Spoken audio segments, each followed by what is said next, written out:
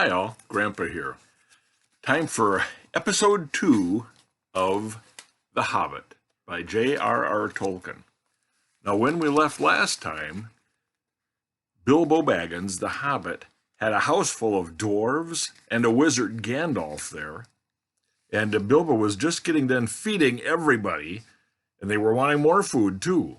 So let's just take off from here and see where we go. "Confusticate and bother these dwarves," said Bilbo out loud. "Why don't they come and lend a hand?" He's cleaning up after all the food was eaten. Lo and behold, there stood Balin and Dwalin at the door of the kitchen, and Fili and Kili right behind them. And before he could say knife, they had whisked the trays away and a couple of small tables into the parlor and set out everything afresh. Gandalf sat at the head of the party, with the 13 dwarves all around, and Bilbo sat on a stool at the fireside nibbling on a biscuit. His appetite was quite taken away, and trying to look as if this was all perfectly ordinary and not in the least bit an adventure. The dwarves ate and talked and time got on. At last they pushed their chairs back, and Bilbo made a move to collect the plates and glasses. "I suppose you will all stay for supper?" he asked. "Of course," said Thorin. "And after. We shall not get through all this business until very late, and we must have some music first. Now to clear up." Thereupon the 12 dwarves, not Thorin, of course, because he was too important, and he stayed talking with Gandalf, jumped to their feet, and they made tall piles of all the things. Off they went, not waiting for trays, balancing columns of plates, each with a bottle on top, with one hand, while the Hobbit ran after them, almost squeaking with fright. "Please be careful! Please don't trouble! I can manage!" But the dwarves only started to sing. "Chip the glasses and crack the plates, blunt the knives and bend the forks. That's what Bilbo Baggins hates. Smash the bottles and burn the corks. Cut the cloth and tread on the fat. Pour the milk on the pantry floor. Leave the bones on the bedroom mat. Splash the wine on every door. Dump the crocks in a boiling bowl. Pound them up with a thumping pole. And when you've finished, if any are whole, send them down the hall to roll. That's what Bilbo Baggins hates, so carefully with the plates." And of course they did none of those dreadful things, and everything was cleaned and put away safe as quick as lightning, while the Hobbit was turning round and round in the middle of the kitchen, trying to see what they were doing. Then they went back and found Thorin with his feet on the fender, remember that's like the front of the fire, smoking a pipe. He was blowing the most enormous smoke rings, and wherever he told one to go, it went. Up the chimney or behind the clock, on the mantelpiece, or under the table or round and round the ceiling. But wherever it went, it was not quick enough to escape Gandalf. Pop! He sent a smaller smoke ring from his short clay pipe straight through each one of Thorin's. Then Gandalf's smoke ring would go green and come back to hover over his head. He had quite a cloud of them about him already, and in the dim light it made him look strange and quite sorcerous.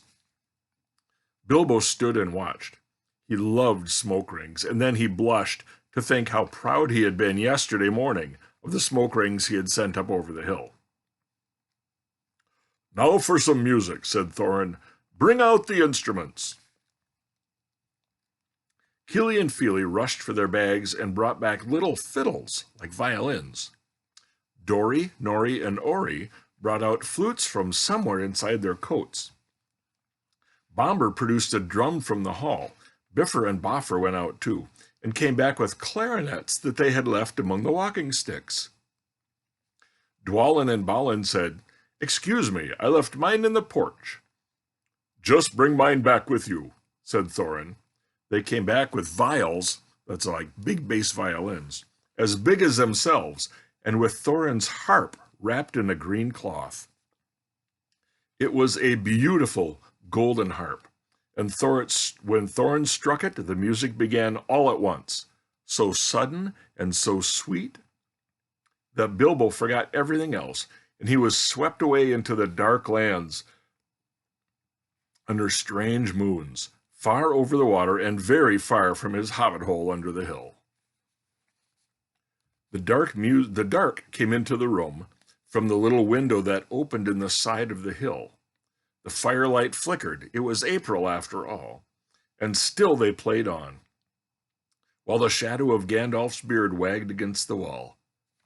Excuse me, Grandpa's extra tired tonight.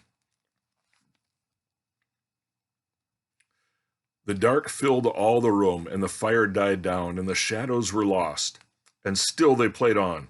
And suddenly, first one and then the other began to sing as they played, deep-throated singing of the dwarves in the deep places of their ancient homes. And this is like a fragment of their song, if it can be like their song without the music. These are the words they were singing. Far over the misty mountains cold, to dungeons deep and caverns old, we must away ere break of day, to seek the pale enchanted gold. The dwarves of yore made mighty spells, while hammers fell like ringing bells, in places deep where dark things sleep, in hollow halls beneath the dells. For ancient king and elvish lord, there many a gleaming golden hoard, they shaped and wrought, and light they caught, to hide in gems on hilt of sword.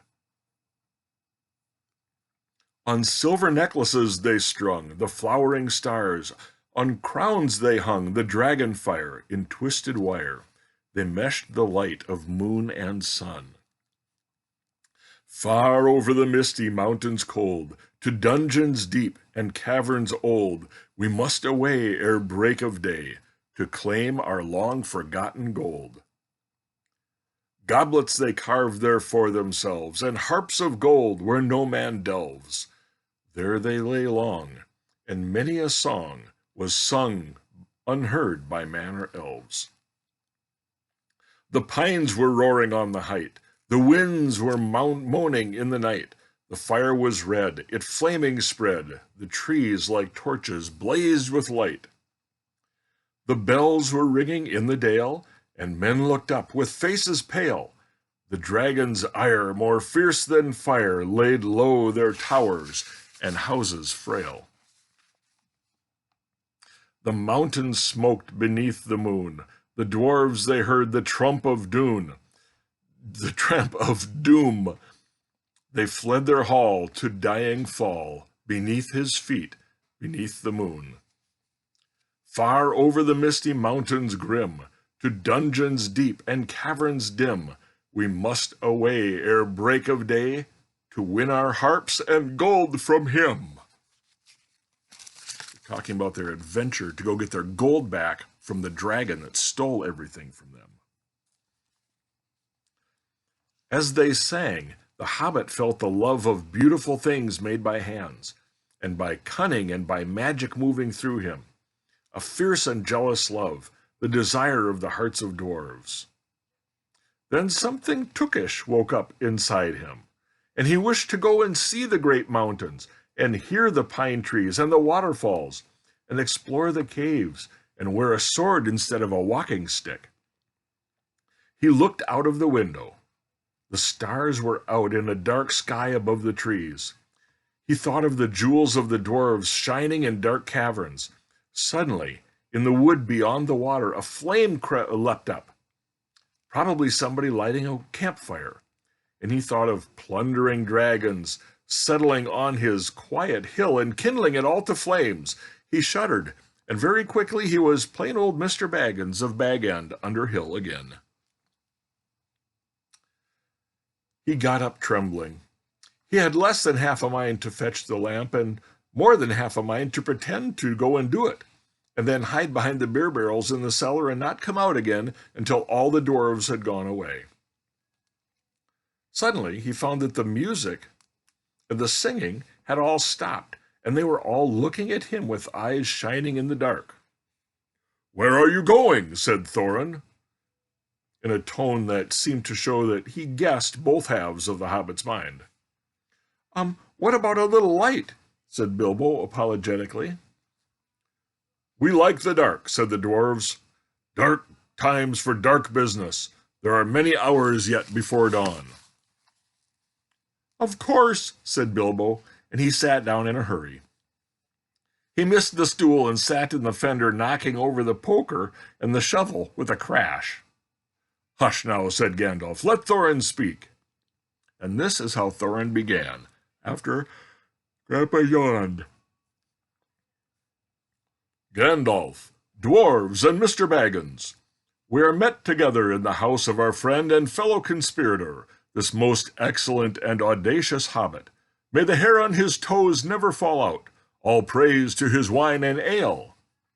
He paused for breath, and for a polite remark from the hobbit, but the compliments were quite lost on poor Bilbo Baggins, who was wagging his mouth in protest at being called audacious, and worst of all, a fellow conspirator. Though no noise came out, he was so flummoxed.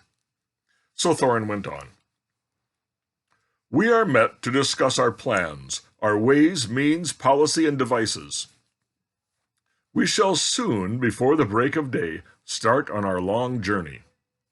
A journey from which some of us, or perhaps all of us, except our friend and counselor, the ingenious wizard Gandalf, may never return.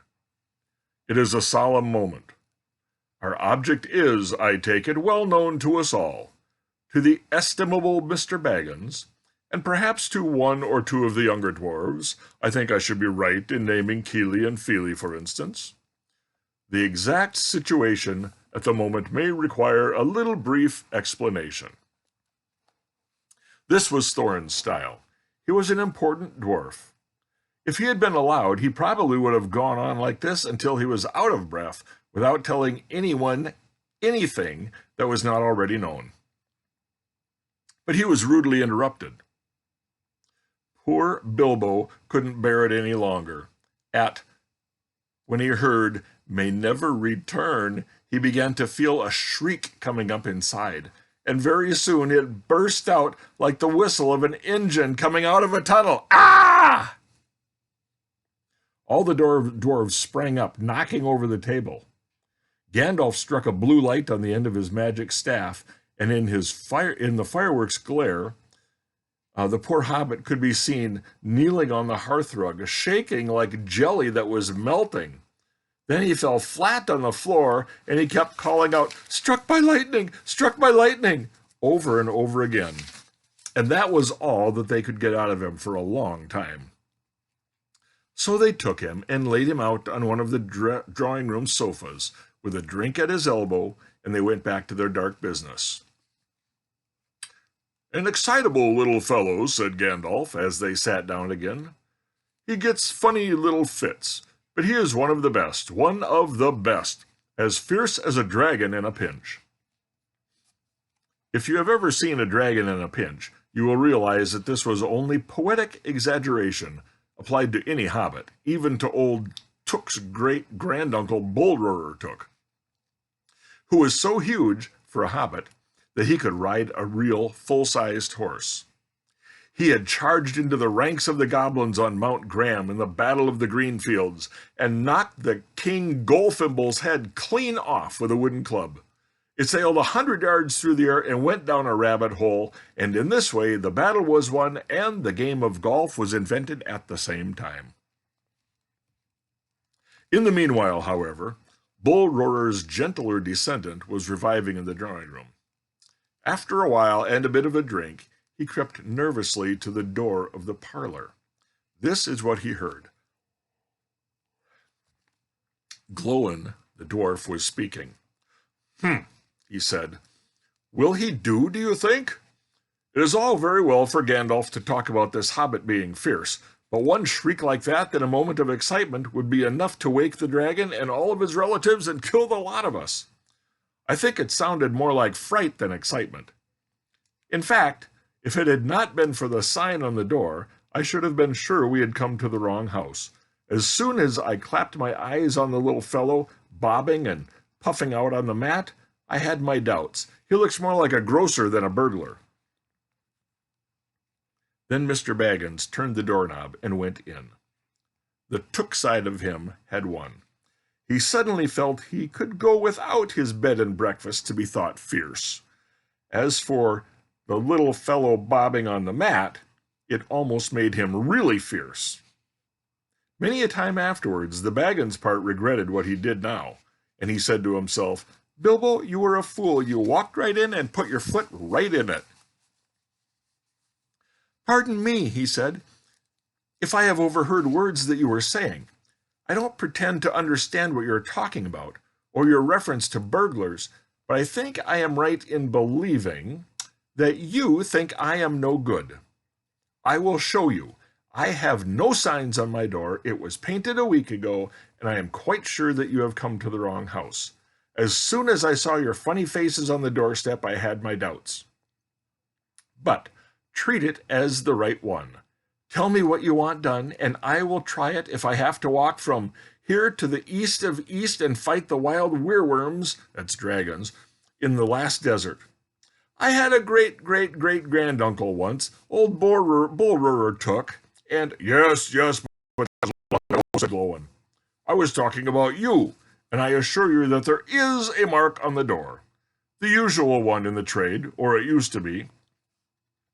It means burglar wants a good job, plenty of excitement, and reasonable reward. That's how it's usually read. You can say expert treasure hunter instead of burglar if you like. Some of them do. It's all the same to us. Gandalf told us that there was a man of the sort in these parts looking for a job at once, and that he had arranged for a meeting here on this Wednesday at tea time." "Of course there is a mark," said Gandalf. "I put it there myself, and for very good reasons. You asked me to find the 14th man for your expedition, and I chose Mr. Baggins. Just let any one of you say that I chose the wrong man or the wrong house, and you can stop at 13 and have all the bad luck that you like, or go back to digging coal." He scowled so angrily at Glóin that the dwarf huddled back in his chair, and when Bilbo tried to open his mouth to ask a question, Gandalf turned and frowned at him and stuck out his bushy eyebrows, till Bilbo shut his mouth tight with a snap. "That's right," said Gandalf.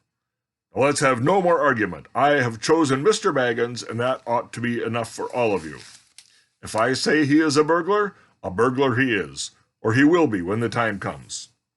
There is a lot more to him than you guess, and a good deal more to him than he has any idea of himself. You may, possibly, all live to thank me yet. Now, Bilbo, my boy, fetch a lamp, and let's have a little light on this." On the table, in the light of a big lamp, with a red shade, he spread a piece of parchment is old kind of paper, parchment that looked like a map. "This was made by Thror, your grandfather, Thorin," he said in answer to the dwarf's questions. "It is a plan of the mountain." "I don't see that this will help us much," said Thorin. "I remember the mountain well enough, and the land's all about it, and I know where Mirkwood is and the withered heath where the great dragon's bred." "There's a dragon marked in red on the mountain," said Balin, "but it will be easy enough to find him without that, if we ever arrive there." "There is one point that you have not noticed," said Gandalf, "and that is the secret entrance. You see that rune on the side? Rune means like a mark, kind of like an alphabet. You see that rune on the west side and the hand pointing to it from the other runes? That marks a hidden passage to the lower halls." "It may have been secret once," said Thorin, "but how do we know that it's secret any longer? Old Smaug, that's the name of the dragon, old Smaug has lived there long enough now to find out anything there is to know about those caves." "He may," said Gandalf, "but he can't have used it for years and years." "Why not?" asked Thorin. "Well," said Gandalf, "because it is too small. The words here say, 5 feet high the door, and 3 may walk abreast," I mean side by side. But Smaug could not creep into a hole that size, not even when he was a young dragon, and certainly not after devouring so many of the dwarves and the people of Dale. "It seems like a great big hole to me," said Bilbo, who had no experience with dragons. He was getting excited and interested again, so that he forgot to keep his mouth shut, and he loved maps. In his hall there was a large map of the country all around, with his favorite walks marked on it in red ink. "How could such a large door be kept a secret from everybody outside, apart from the dragon?" he asked. He was only a little hobbit, you must remember. "In lots of ways," said Gandalf, "but in what way this has been hidden, we don't know without going to see. From what it says on the map, I should guess there is a closed door which has been made to look exactly like the side of the mountain. That's the usual method of the dwarves, isn't that right?" "Quite so," said Thorin. "Also," continued Gandalf, "I forgot to mention that with the map went a key, a small and curious key, and here it is." And he handed to Thorin a key with a long barrel, that's the main long skinny part of the key, and with intricate wards made of silver. "Keep it safe," he said to Thorin.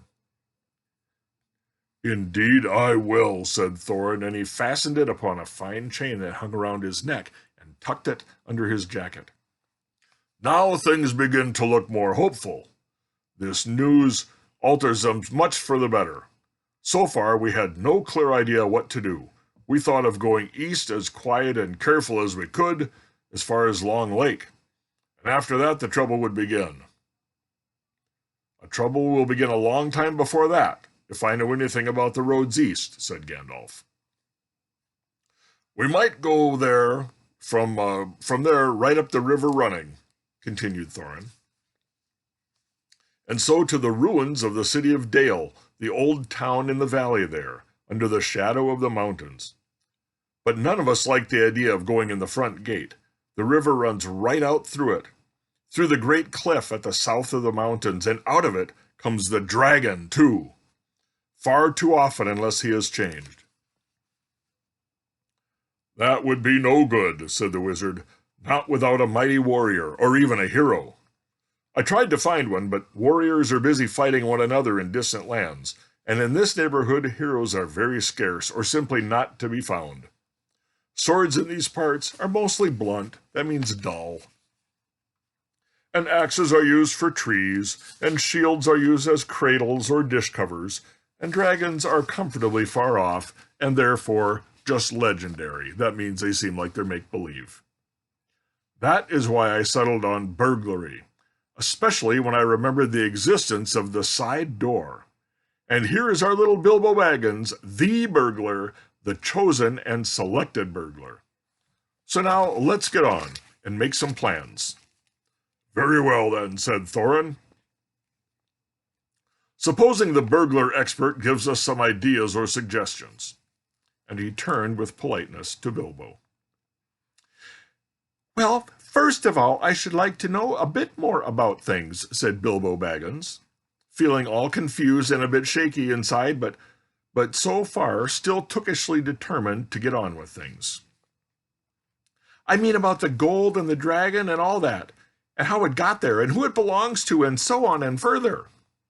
Bless me," said Thorin. "Haven't you got a map? And didn't you hear our song? And haven't we been talking about all this for hours?" "All the same, I should like it all plain and clear," said Bilbo obstinately, puffing on in his business manner, which was usually reserved for people who tried to borrow money from him, and doing his best to appear wise and prudent and professional and to live up to Gandalf's recommendation. "Also, I should like to know about risks and out-of-pocket expenses and time required and remuneration and so forth," by which he meant, what am I going to get out of it, and am I going to come back alive? "Oh, very well," said Thorin. "Long ago, in my grandfather Thror's time, our family was driven out of the far north, and came back with all their wealth and their tools to this mountain on the map. It had been discovered by my far ancestor Thrain the Old, but now they mined and they tunneled and they made huger halls and greater workshops, and in addition, I believe they found a good deal of gold and a great many jewels too. They grew immensely rich and famous, and my grandfather was king under the mountain again, and treated with great reverence by the mortal men who lived to the south, and who were gradually spreading up the river running as far as the valley overshadowed by the mountain. They built the merry town of Dale there in those days. Kings used to send for our smiths, and reward even the least skillful most richly. Fathers would beg us to take their sons as apprentices, and pay us handsomely, especially in food supplies, which we never bothered to grow or find for ourselves. Altogether, those were good days for us, and the poorest of us had money to spend, and to lend, and leisure to make beautiful things just for the fun of it, not to speak of the most marvelous and magical toys, the like of which is not to be found in the world today. So my grandfather's halls became full of armor and jewels and carvings and cups, and the toy market of Dale was the wonder of the north. Undoubtedly, that was what brought the dragon. Dragons steal gold and jewels, you know, from men and from elves and dwarves, wherever they can find them, and they guard their plunder as long as they live, which is practically forever unless they are killed. And they never enjoy a brass ring of it. Indeed, they hardly know a good bit of work from bad, although they usually have a good notion of the current market value. And they can't make a thing for themselves, not even mend a little loose scale on their armor. There were lots of dragons in the north in those days, and gold was probably getting scarce up there with the dwarves flying south or getting killed. And all the general waste and destruction the dragons make when they're going from bad to worse. There was a most especially greedy, strong, and wicked worm named Smaug. One day he flew up into the air and came south. The first we heard of it, it was like a noise from a hurricane coming down from the north, and the pine trees on the mountain creaking and cracking in the wind. Some of the dwarves who happened to be outside, I myself was one of the lucky ones, a fine adventurous lad in those days, always wandering about, and it saved my life that day. Well, from a good way off, we saw the dragon settle on the mountain, our mountain, in a spout of flame. Then he came down the slopes, and when he reached the woods, they all went up in fire. By that time, all the bells were ringing in the city of Dale, and the warriors were arming. That means getting their weapons.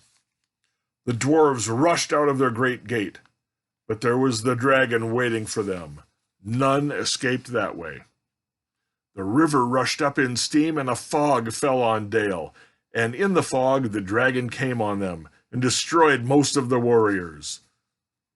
Then he went back and crept in through the front gate and routed out all the halls and lanes and tunnels, all the mansions and passages. After that, there were no dwarves left alive inside, and he took all their wealth for himself. Probably, for that is the dragon's way, he has it all piled up in a great heap far deep inside, and he sleeps on it for a bed.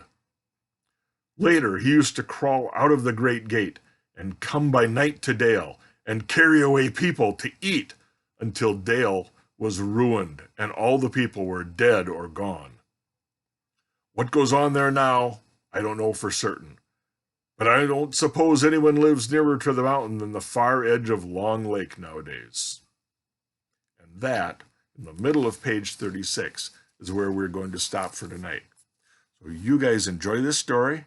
Remember, Grandma and Grandpa love you very much, and we'll hope to see you soon. And we'll make another recording in a day or so. All right. Happy dreams and good night.